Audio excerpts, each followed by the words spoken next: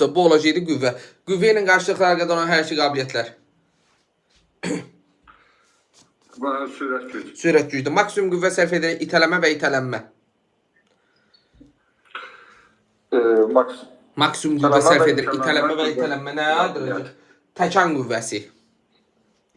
Nisbətən yavaş hərəkətdə qüvvə sərf etmək. Nisbətən yavaş hərəkətdə qüvvə sərf etmək nə olacaqdı? Ləng qüvvə. Ləng qüvvə. Aha, nisbətən yavaş hərəkətdə qüvvə sərf etmək olacaqdı ləng qüvvə. Düzdürmü? Yaxşı, minimum vaxtda maksimum qüvvə təzahürünə nə deyirlər? Minimum vaxtda sürət güc. Minimum vaxtda maksimum qüvvə təzahürünə nə deyirdilər? Sürət güc deyirdilər. Sürət güc hansı ətraf əzələləri inkişaf elətdirirdi? Aşağı və yuxarı. Hərəkətlər yorulma yaratmayan məsafədə icra olunurdusa, söhbət hansı hərəkət qabiliyyətdən gedirdi? Yorulma yaratmayan. Hərəkətlər yorulma yaratmayan. Yorulma yaratmayan məsafədirsə olacaq sürət. Sürət hansı intensivlikdə yerinə yetirilir? Maksimal. Sürət maksimal intensivlikdə yerinə yetirilirdi. Yaxşı, hansı rejimdə icra olunur rejim olaraq? Anaerob. Aha, rejim olaraq isə anaerob rejimdə icra olunurdu. Anaerob oksigenlikdə oksigensiz. Oksigensiz. Aha, oksigensiz olacaqdı. Yaxşı, bizə sual düşdür ki, bəqin inkişafına mənfi təsir göstərən hərəkət qabiliyyət hansıdır?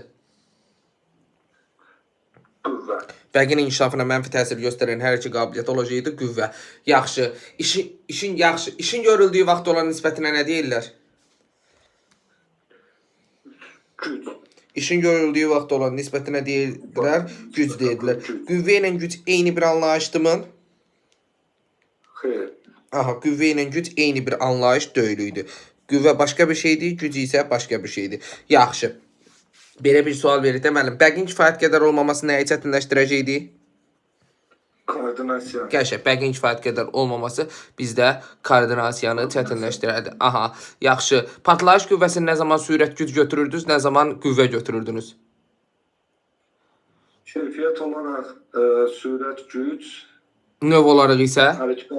Növ olaraqsa bəli. Növ olaraq isə qüvvə götürəcəkdik. Təşəkkürlər müəllim. Aha, Çox sağ olun. siz sağ olun. Mirzə Cavadov, sual verilib qardaş.